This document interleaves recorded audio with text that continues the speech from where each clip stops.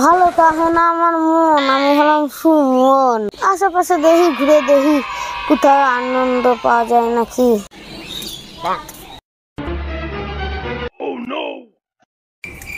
আরে এটাই তো সেই বিখ্যাত পটল বাবুর ডাক্তারখানা।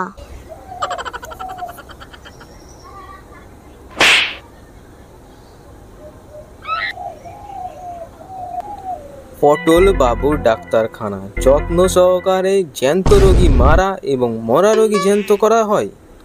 আরে এটাই তো সেই পটল বাবুর ডাক্তারখানা। এখানেই তো বলে রোগ না সারলে পয়সা ডবল। আমার তো কোনো রোগ নেই, যাই গিয়ে পয়সা ডবল করে আনি। আরে আর তো রোগই নেই, সারাবে কি করে? হ্যাঁ, এসেছে শীত, গায়ে ধরেছে ফাটল, আমি মিস্টার পটল। আমি কি আজকে সকালে খেতে ভুলে গেছি সাবু? আমি কি আসবো ডাক্তার বাবু? আসেন আসেন বসেন, এই কোটার ভিতরে কাশেন।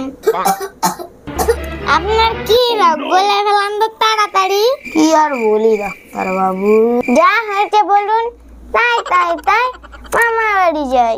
আমি আর কোনো কিছুর তো স্বাদ পাচ্ছি না ডাক্তার বাবু।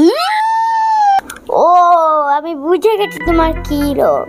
এদিকে আনুন পা। এই যে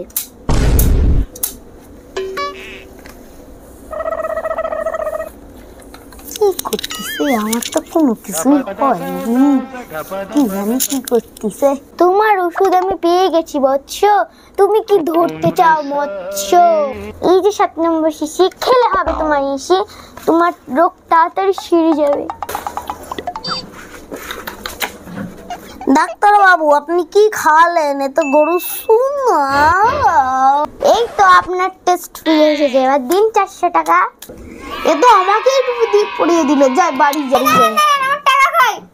ও দাঁড়ান দাঁড়ান দাঁড়ান, দেখছি আমি পকেট এটা।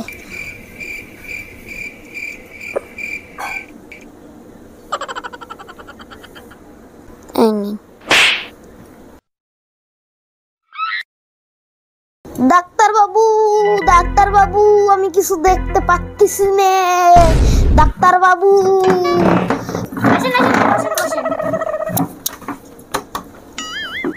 ডাক্তার বাবু আমার সব নষ্ট হয়ে গেছে, এখন কি করবেন? আমি কিছু তো দেখতে পাচ্ছি না, একটু কিছু করেন। এই ব্যাপার, দাঁড়াও দাঁড়াও দেখছি তোমার কি হয়েছে।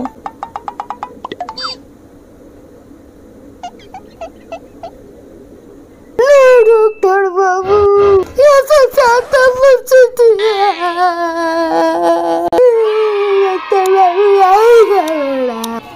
এই তো দেখতে পাচ্ছেন, দিন 400 টাকা।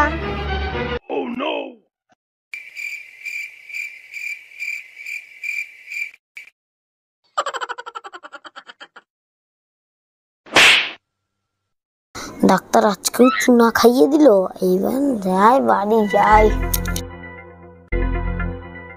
ডাক্তার বাবু আমি কানে শুনতে পাচ্ছি না। ও আপনার সমস্যার সমাধান করে দিচ্ছি আমি এখনই। কি বললেন ডাক্তার বাবু? এই পাচা 7 নম্বর শিশিটা নিয়ে আয় তো। কই 7 নম্বর শিশি খাবো না ডাক্তার বাবু, আমি চললাম। এই তো শুনতে পাচ্ছেন, তবে দিন 400 টাকা।